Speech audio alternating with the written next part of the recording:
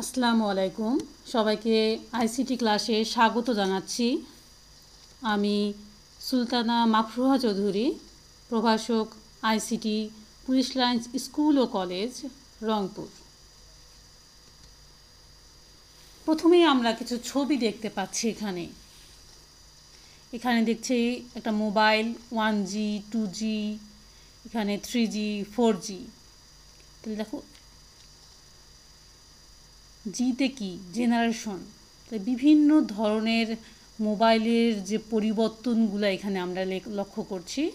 আজকে এগুলো নিয়েই আমরা মূলত আলোচনা করব। তাহলে আমরা আজকে আমাদের পাঠ হচ্ছে সেলুলার ফোন বা সেল ফোন বা মোবাইল ফোন। এই পাঠ শেষে শিক্ষার্থীরা কি শিখবে? মোবাইল ফোন বা সেলুলার ফোন কী তা বলতে পারবে, মোবাইল ফোন প্রজন্ম কী তা বলতে পারবে, প্যাকেট সুইচিং কী তা বর্ণনা করতে পারবে, বিভিন্ন প্রকার মোবাইল ফোনের জেনারেশন ব্যাখ্যা করতে পারবে। তাহলে আমরা এখন দেখি সেলুলার ফোন বা সেল ফোনের ইতিহাস। কবে থেকে শুরু হয়েছে এই সেলুলার ফোন বা মোবাইল ফোন? সেলুলার ফোনের ইতিহাস শুরু হয় 1920 সালে। মোবাইল রেডিও আবিষ্কারের পর থেকেই মূলত হচ্ছে সেলুলার ফোনের ব্যবহার শুরু হয়। 1940 সালে মার্টিন কুপার, যিনি হচ্ছে মটোরোলা কোম্পানির প্রতিষ্ঠাতা, আধুনিক মোবাইল ফোন আবিষ্কার করেন। এজন্যই তাকে বলা হচ্ছে আধুনিক মোবাইল ফোনের জনক বলা হয় মার্টিন কুপারকে। মূলত এই সময় হতে যুক্তরাষ্ট্রে মোবাইল ফোন শুরু হয়। পরে 1950 সালে ইউরোপ ও দ্বিতীয় বিশ্বযুদ্ধ চলাকালীন সময় যুক্তরাষ্ট্রের সেনাবাহিনী সর্বপ্রথম মোবাইল ফোন ব্যবহার শুরু করেন। সেলুলার ফোন শুরু হয় 1920 সালে মোবাইল রেডিও আবিষ্কারের মধ্য দিয়ে। পরবর্তীতে 1940 সালে আধুনিক মোবাইল ফোন আবিষ্কার করা হয়। পরবর্তীতে ধীরে ধীরে এর ব্যাপকতা লাভ করতে থাকে। আর একটু আমরা জেনে নেই, তাহলে মোবাইল ফোন শব্দটি কোথা থেকে এসছে? ইংরেজি শব্দ মুভ শব্দ থেকে মোবাইল ফোন শব্দটি এসেছে। শব্দটির বাংলা অর্থ হচ্ছে সরানো, নাড়ানো বা চলমান। অর্থাৎ চলমান অবস্থায় যখন তারবিহীন যে সকল ফোন ব্যবহার করা হয় সেটাকেই আমরা বলছি মোবাইল ফোন। তাহলে মোবাইল ফোন মূলত এক ধরনের ইলেকট্রনিক ডিভাইস, যার সাহায্যে সেলুলার নেটওয়ার্ক প্রযুক্তি ব্যবহার করে উভমুখী বা দ্বিমুখী রেডিও টেলিযোগাযোগ করা হচ্ছে। মোবাইল ফোনকে অনেক সময় আমরা সেলুলার ফোন বা সেল ফোন বা হ্যান্ড ফোনও বলে থাকি। তাহলে মোবাইল ফোনটা কি হচ্ছে?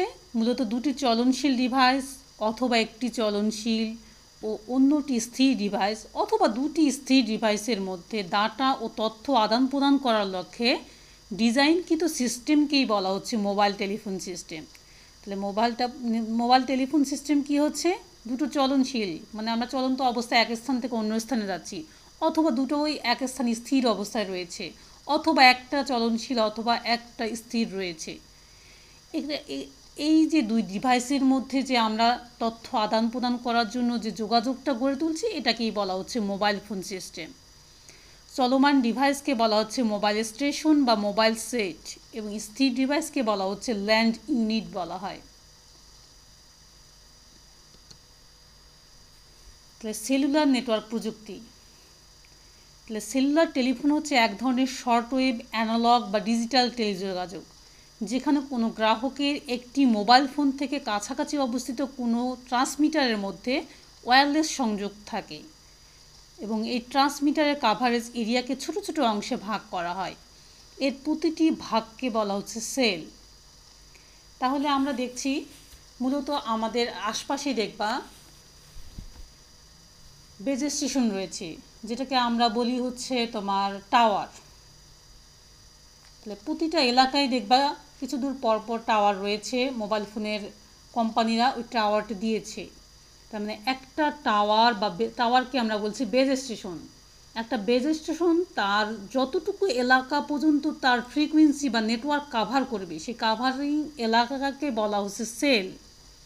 তাহলে মোবাইল ফোনগুলো কি হচ্ছে, একটা সেলের আওতায় থেকে কাজ করছে এবং সেলের আওতার বাইরে চলে গেলে অন্য সেলের আওতায় থেকে কাজ করছে, অথবা পরবর্তীতে যদি কোনো সেল না থাকে তাহলে মোবাইল ফোনটা নেটওয়ার্কের বাইরে চলে যাবে।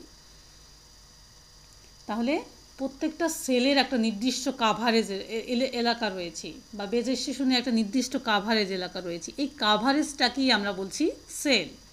তো এই সেল থেকেই মোবাইল ফোনকে বলা হচ্ছে সেল ফোন বা সেলুলার ফোন বা হ্যান্ডফোন। কেন সেল ফোন বলছি, তার মানে একটা মোবাইল ফোন বা সেল ফোন সেলের আওতায় থেকে কাজ করছে, সেলের আওতার বাইরে চলে গেলে নেটওয়ার্কের বাইরে চলে যাচ্ছে। এই জন্য মোবাইল ফোনকে আমরা সেলুলার ফোন বা সেল ফোন বা হ্যান্ডফোনও বলে থাকি। তাহলে সেলুলার রেডিও সিস্টেমে রেডিও সার্ভিসের সাথে ভূমি এলাকায় সিগন্যাল বা সংকেত সরবরাহ করা হয়, যা নিয়মিত আকারের সেলে বিভক্ত থাকে। সেলগুলো সাধারণত আমাদের ষড়ভুজাকৃতির, বর্গাকার, বৃত্তাকার বা অন্য যে কোনো অনিয়মিত আকারের হতে পারে, যদিও আমরা সাধারণত ষড়ভুজাকৃতি ব্যবহার করে থাকি। তার মানে একটা নেটওয়ার্ক যতটুকু এলাকা জুড়ে কাভার করে সেটাকে আমরা বলছি সেল। দেখো সেলগুলো কি, বেনজিনের স্ট্রাকচার, ষড়ভুজাকৃতির স্ট্রাকচার। তাহলে অনেকগুলো সেল, তাহলে এই এক একটা সেলের মধ্যে কি বেজ স্টেশন বা টাওয়ার স্থাপন করা হয়। এই টাওয়ারের যতটুকু এলাকা জুড়ে নেটওয়ার্ক কাভার করে সেটাকেই আমরা বলছি সেল, এবং অনেকগুলো সেল। তাহলে এই সেলের কাভারেজ এলাকা শেষ হয়ে গেলে পরের বেজ স্টেশন কাজ করবে, তারপরে এর পরের বেজ স্টেশন কাজ করবে। এভাবে কি হচ্ছে, প্রতিটা এলাকায় নেটওয়ার্কের আওতায় আনা হচ্ছে। এখন যদি আমরা ধরি যে কেন আমরা এগুলো ষড়ভুজাকৃতির করলাম, অন্য কোনো আকৃতির কেন করলাম না। এখানে দেখো ষড়ভুজাকৃতির করার ফলে দেখো কোনো কিন্তু গ্যাপ নেই, যে কোনো একটা এলাকা নেটওয়ার্কের বাইরে চলে যাবে এর কোনো অপশন নেই। একটা সেল আর একটা সেলের সাথে কি একদম পাশাপাশি কানেক্টেড রয়েছে, তার মানে এর আওতা শেষ হয়ে এর আওতা শুরু হলো, এর আওতা শেষ হয়ে এর আওতা শুরু হলো।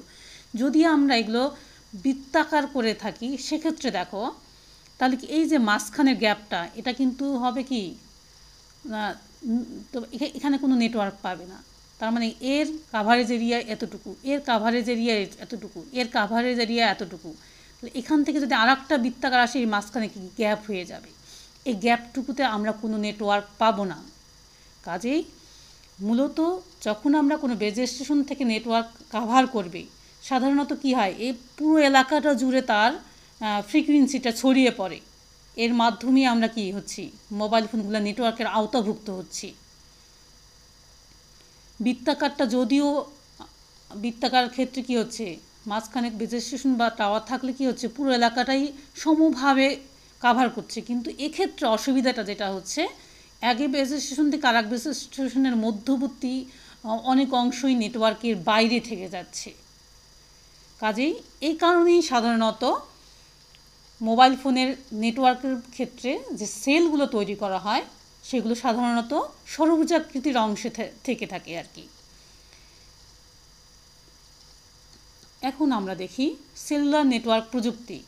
যেহেতু সেলুলার টেলিফোন ব্যবহারকারী এক সেল বা কাভারেজ এরিয়া থেকে অন্যান্য সেল বা কাভারেজ এরিয়াতে চলাচল করে, তাই টেলিফোনটি কার্যকরভাবে স্থানীয় সেল ট্রান্সমিটারের মধ্য দিয়ে যায়। যেমন ধরো আমি যে এলাকায় রয়েছি তার মানে কি আমার মোবাইল ফোনটা ওই বেজ স্টেশনের আওতায় রয়েছে। কোনো সময় যদি আমি অন্য কোনো গ্রাহককে যখন আমি কল করব সেক্ষেত্রে কি ঘটবে, কিভাবে আমরা ভাবছি আমি মোবাইল ফোনে কল করছি, আর একখানি রিং হচ্ছে, সে রিসিভ করছে, আমাদের মধ্যে কানেকশন হয়ে যাচ্ছে। এর মধ্যবর্তী যে মেকানিজমটা, সেই মেকানিজমটা কি সেটা আমরা আজকে একটু জেনে নেব।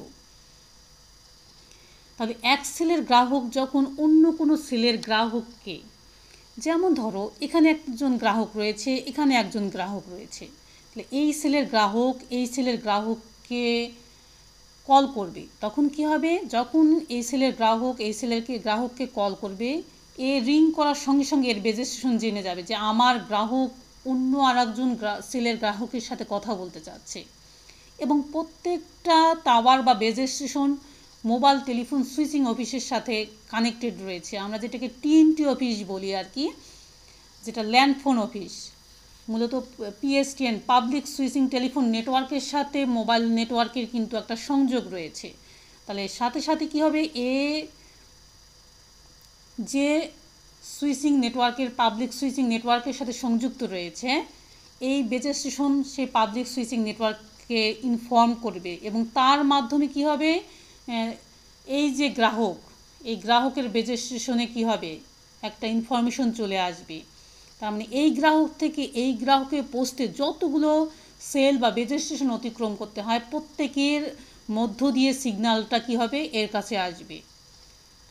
আসার পর এই বেজ স্টেশন তার গ্রাহকের মোবাইল ফোনে একটা সংকেত পাঠিয়ে দেবে, তারপরে রিং বাজবে এবং ওই গ্রাহক যখন কলটা রিসিভ করবে তখন এই গ্রাহক এবং এই গ্রাহকের মধ্যে সংযোগ স্থাপিত হবে।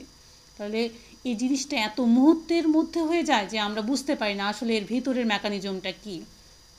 আবারও বলছি, এই সেলের গ্রাহক এই সেলের গ্রাহকের সাথে যদি কথা বলতে চায়, প্রথমে এই সেল কি করবে, তার আন্ডারে যে সুইচিং অফিসকে সে ইনফর্ম করবে এবং সে পাবলিক টেলিফোন সুইচিং অফিসকে সংকেত পাঠিয়ে দেবে। সেখান থেকে আবার কি হবে, তার কাছাকাছি যে বেজ স্টেশন রয়েছে সেই বেজ স্টেশনকে ইনফর্ম করবে। এভাবে অনেকগুলো বেজ স্টেশন বা পাবলিক সুইচিং অফিস নেটওয়ার্ক পার হয়ে যে গ্রাহকের বেজ স্টেশনে যাবে এবং সেখান থেকে সংকেতটা গ্রাহকের কাছে যাবে, এরপরে রিং বেজে উঠবে। তার মানে এর মাঝখানে অনেক কিছু ঘটে থাকে, এগুলো মুহূর্তের মধ্যে হয়ে যায় জন্য আমরা আসলে বুঝতে পারি না। তাহলে আমরা দেখি, তাহলে মোবাইল টেলিফোন যেহেতু সেলুলার টেলিফোন ব্যবহার করে এক বা একাধিক কাভারেজ এরিয়া থেকে অন্য সেল বা কাভারেজ এরিয়াতে চলাচল করে, এই টেলিফোনটি কার্যকরভাবে স্থানীয় সেল ট্রান্সমিটারের মধ্য দিয়ে যায়। আর একটা কথা তোমাদেরকে এখানে বলি, যেমন ধরো আমরা চলন্ত অবস্থায় এক স্থান থেকে অন্য স্থানে যাচ্ছি, সেটা গাড়িতে হোক, ট্রেনে হোক বা বাসে হোক। তার মানে আমি যেখানে রয়েছি তখন কি আমার মোবাইল ফোনটা সেই বেজ স্টেশনের আওতায় রয়েছে এবং চলন্ত অবস্থায় কি প্রতি মুহূর্তে কী হচ্ছে, বেজ স্টেশন একটার পর একটা বেজ স্টেশন কী হচ্ছে, পরিবর্তন হচ্ছে। এই যে বেজ স্টেশন বা সেলগুলো পরিবর্তন হওয়ার ফলেও আমি নেটওয়ার্কের বাইরে যাচ্ছি না বা কথা বলা অবস্থায় আমার নেটওয়ার্কটা কথাগুলো কেটে যাচ্ছে না, এই সিস্টেমটাকে বলা হচ্ছে হ্যান্ড অফ। তার মানে চলনশীল অবস্থায় যখন আমি মোবাইল ফোনে কথা বলছি, অটোমেটিক এক সেল থেকে অন্য সেলে কী হচ্ছে, আমার মোবাইল ফোনটা স্থানান্তরিত হওয়ার পরও আমার কলটা কেটে যাচ্ছে না। এই সিস্টেমটাকে আমরা বলছি মূলত হ্যান্ড অফ। তাহলে দেখো, এই মোবাইল যোগাযোগটা কি হচ্ছে, কখনো কখনো আমরা ফাইবার অপটিক্যাল কেবল ব্যবহার করে করতে পারছি, আবার কখনো কখনো স্যাটেলাইট ব্যবহার করে করছি। আমরা যখন স্যাটেলাইট কমিউনিকেশন ব্যবহার করে মোবাইলে কল করছি, স্যাটেলাইট ফোনের ক্ষেত্রে মূলত স্যাটেলাইটটা কি, কৃত্রিম উপগ্রহ। পৃথিবী থেকে প্রায় 50,000 বা 35,000 কিলোমিটার উপরে জিওসিনক্রোনাস অরবিটালে সাধারণত স্যাটেলাইটে স্থাপন করা হয়। সেক্ষেত্রে কি হয়, সেক্ষেত্রে মোবাইল ফোন থেকে যখন কোনো সংকেত স্যাটেলাইটে পাঠানো হয়, প্রথমে সিগন্যালটা হচ্ছে বেজ স্টেশনে যাবে, বেজ স্টেশন থেকে পিএসটিএনে যাবে, পাবলিক সুইচিং অফিস টেলিফোন নেটওয়ার্কে যাবে। সেখান থেকে ভিস্যাট, স্যাটেলাইটের সাথে যোগাযোগ করার জন্য ভিস্যাট নামক অ্যান্টেনা রয়েছে, একটা রিসিভিং, একটা হচ্ছে ট্রান্সমিটিং। তাহলে ট্রান্সমিটিং অ্যান্টেনার মাধ্যমে স্যাটেলাইটে যাবে, স্যাটেলাইট থেকে আবার ভিস্যাট রিসিভিং অ্যান্টেনার মধ্যে যাবে, সেখান থেকে আবার পিএসটিএনে যাবে, পিএসটিএন থেকে গ্রাহকের কাছে যাবে। তাহলে স্যাটেলাইটের মাধ্যমে মোবাইল যোগাযোগ। আমরা স্যাটেলাইট সম্পর্কে কিছু ধারণা নেই। সাধারণত কৃত্রিম উপগ্রহ বা স্যাটেলাইট বলতে একটি বস্তু অন্য আরেকটি বস্তুকে কেন্দ্র করে প্রদক্ষিণ করাকেই বোঝায়। যেমন চাঁদ পৃথিবীকে কেন্দ্র করে প্রদক্ষিণ করছে, ঠিক তেমনি স্যাটেলাইটটা কি পৃথিবী যে পথে তার নিজস্ব কক্ষপথে ঘুরছে, এই স্যাটেলাইটটাও কী হচ্ছে, প্রতি মুহূর্তে পৃথিবীকে প্রদক্ষিণ করছে। এবং স্যাটেলাইটের সাথে পৃথিবীতে যোগাযোগ করার জন্য পৃথিবীতে ভিস্যাট স্থাপন করা হয়। একটা হচ্ছে ট্রান্সমিটিং ভিস্যাট আর একটা হচ্ছে রিসিভিং ভিস্যাট। ট্রান্সমিটিং ভিস্যাট কী করে, পৃথিবী থেকে সিগন্যালটা স্যাটেলাইটের দিকে পাঠিয়ে দেয়। আর রিসিভিং ভিস্যাটটা কি, স্যাটেলাইট থেকে সিগন্যালগুলো পৃথিবীতে রিসিভ করার ক্ষেত্রে ব্যবহার করা হয়। সাধারণত 34,000 কিলোমিটার উপরে সম্পূর্ণ বৃত্তাকার কক্ষপথ রচনা করে পৃথিবীকে প্রদক্ষিণ করে স্যাটেলাইট। সেই কক্ষপথটাকে বলা হচ্ছে জিওসিনক্রাস অরবিটাল বলা হয় আর কি। এজন্য এই স্যাটেলাইটকে বলা হচ্ছে জিও স্টেশনারি স্যাটেলাইট। দু ধরনের অ্যান্টেনা থাকে, একটা হচ্ছে ডিশ অ্যান্টেনার মতো থাকে এবং পৃথিবী থেকে এগুলোর কি হচ্ছে প্রায় 50,000 কিলোমিটার উপরে স্থাপন করা হয় আর কি। স্যাটেলাইটের মাধ্যমে যোগাযোগ, এক্ষেত্রে সিগন্যাল পাঠানোর জন্য ভূপৃষ্ঠে থাকে স্যাটেলাইট অ্যান্টেনা, শূন্যে থাকে স্যাটেলাইট এবং মহাশূন্যে অবস্থিত স্যাটেলাইট ও ভূপৃষ্ঠের ডিশ অ্যান্টেনার মধ্যে দূরত্ব প্রায় 50,000 কিলোমিটার হয়ে থাকে। এখন আমরা পড়ব মোবাইল প্রজন্ম। প্রজন্ম কী জিনিস? তার মানে যখন থেকে মোবাইল ফোন আবিষ্কার হয়েছে তখন থেকে বর্তমান সময় পর্যন্ত যুগে যুগে সময়ের সাথে সাথে কী হচ্ছে, মানুষের চাহিদার পরিপ্রেক্ষিতে প্রতিনিয়ত পরিবর্তন হচ্ছে, সেটা হার্ডওয়্যারগত এবং সফটওয়্যারগত পরিবর্তন হচ্ছে। তাহলে মোবাইল ফোনের ক্রমবর্ধমান ব্যবহার ও উন্নয়নের এক একটি পর্যায় বা ধাপকে বলা হচ্ছে মোবাইল ফোনের প্রজন্ম। এ পর্যন্ত আবিষ্কৃত মোবাইল ফোনের 4টি বা 5টি প্রজন্মে ভাগ করা হয়েছে। বর্তমানে 4টি থেকে উন্নীত করে আরও একটি ধাপে বা প্রজন্মে ভাগ করা হয়েছে। নিচে এই ধাপগুলো আমরা দেখব। প্রথম প্রজন্ম 1950 সাল থেকে 1989 সাল। তাহলে প্রথম প্রজন্মের ক্ষেত্রে মোবাইল ফোন অ্যানালগ সিস্টেমে রেডিও সিগন্যালের মাধ্যমে সিগন্যাল ট্রান্সমিশন করা হতো এবং সিগন্যাল পাঠানোর সিস্টেমটা কী ছিল? অ্যানালগ। যেহেতু অ্যানালগ সিস্টেম ছিল সেহেতু কী হচ্ছে, একসাথে একাধিক কল আদান প্রদান করার কোনো পদ্ধতি ছিল না। সিগন্যাল ফ্রিকোয়েন্সি কম ছিল। সেল সিগন্যাল এনকোডিং ছিল এফডিএমএ পদ্ধতিতে। কথোপকথন চলা অবস্থায় ব্যবহারকারীর অবস্থানে পরিবর্তন হলে ট্রান্সমিশন বিচ্ছিন্ন হয়ে যায়। তাহলে প্রথম প্রজন্মের ক্ষেত্রে ধরো আমরা তো মোবাইল ফোনে কথা বলছি, কথা বলা অবস্থায় এক স্থান থেকে অন্য স্থানে যখন যাচ্ছি ট্রান্সমিশনটা কী হচ্ছে, বিচ্ছিন্ন হয়ে যাচ্ছে। যেহেতু নেটওয়ার্ক কাভার এলাকা কম ছিল এবং একসাথে একটা বেস স্টেশনের মধ্যে দিয়ে যে সিগন্যাল ট্রান্সমিশন যে করতো একসাথে একাধিক করা সম্ভব হতো না। এতে মাইক্রোপ্রসেসর, সেমিকন্ডাক্টর প্রযুক্তি ব্যবহার করা হয়ে থাকে। একই এলাকায় অন্য মোবাইল ট্রান্সমিটারের দ্বারা সৃষ্ট রেডিও ইন্টারফারেন্স নেই।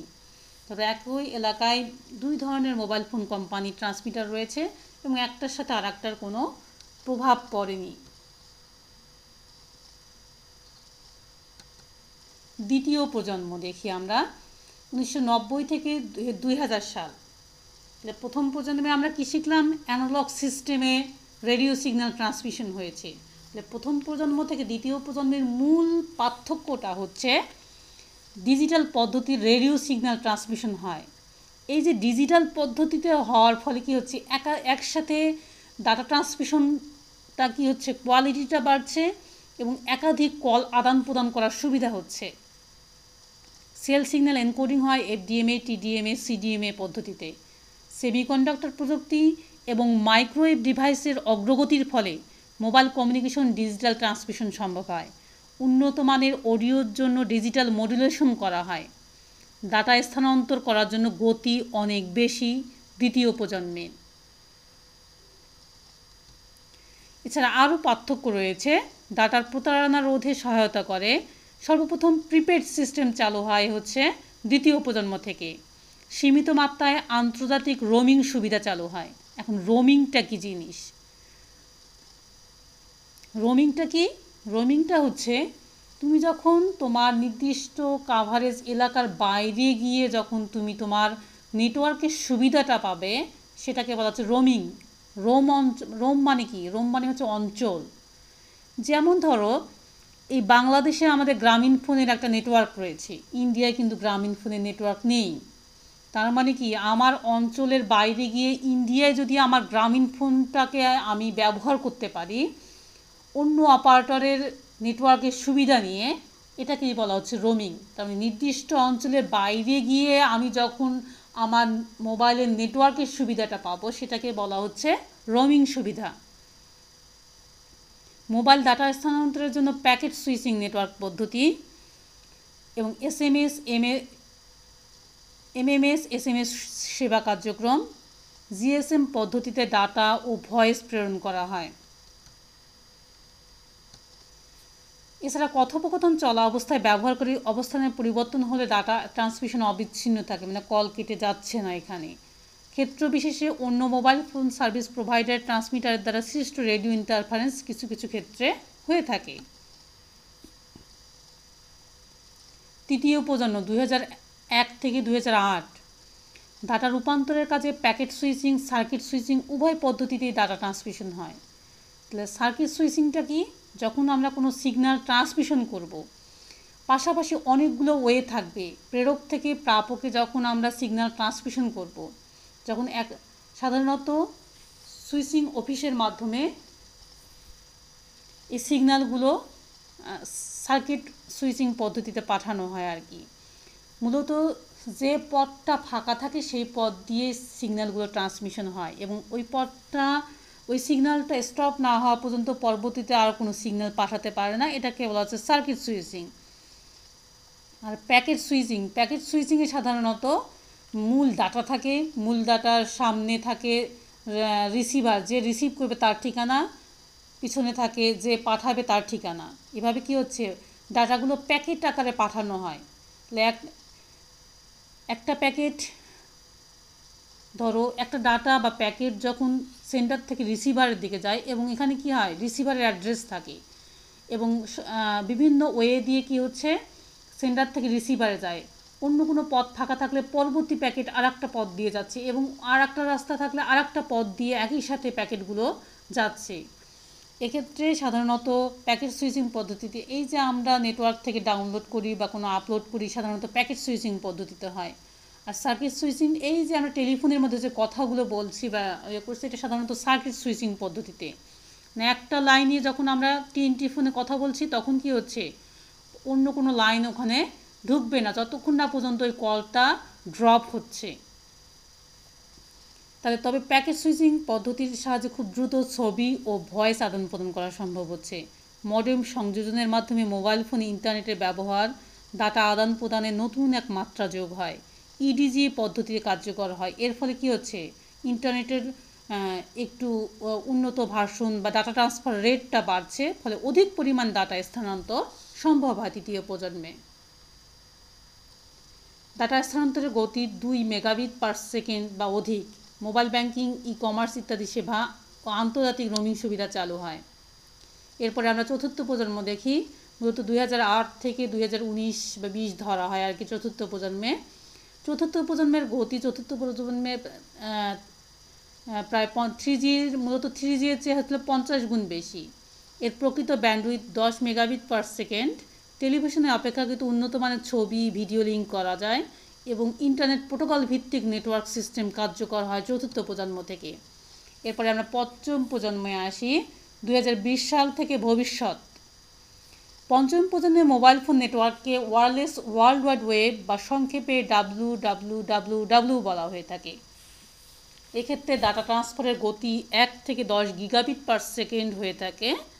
সাধারণত একাধিক multiple input device, multiple output প্রযুক্তি ব্যবহার করার ফলে 4G এর তুলনায় প্রায় 10 গুণ বেশি কর্মক্ষমতা প্রদানে সক্ষম হচ্ছে পঞ্চম প্রজন্ম।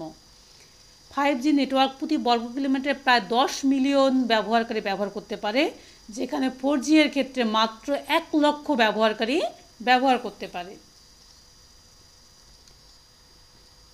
তাহলে আমরা এখানে দেখছি একক কাজ 3G ও 4G এর তুলনামূলক পার্থক্য নিরূপণ করো। তোমরা নিজেরা এগুলো পড়ে ভালোভাবে অ্যানালাইসিস করে তোমরা পড়বে। দলীয় কাজ, স্যাটেলাইট কিভাবে কাজ করে সেটা তোমরা লিখবে। প্যাকেট সুইচিং কিভাবে কাজ করে সেটা দেখাবে আর কি। মূল্যায়ন, সেলফোন কি, মোবাইল ফোন জেনারেশন কি, 3G এর প্রধান বৈশিষ্ট্য কী। সবাইকে স্বাগত জানিয়ে শেষ করছি আজকের ICT ক্লাস। সবাই ভালো থাকবে, সুস্থ থাকবে, সবার সুস্বাস্থ্য কামনা করে আল্লাহ হাফেজ।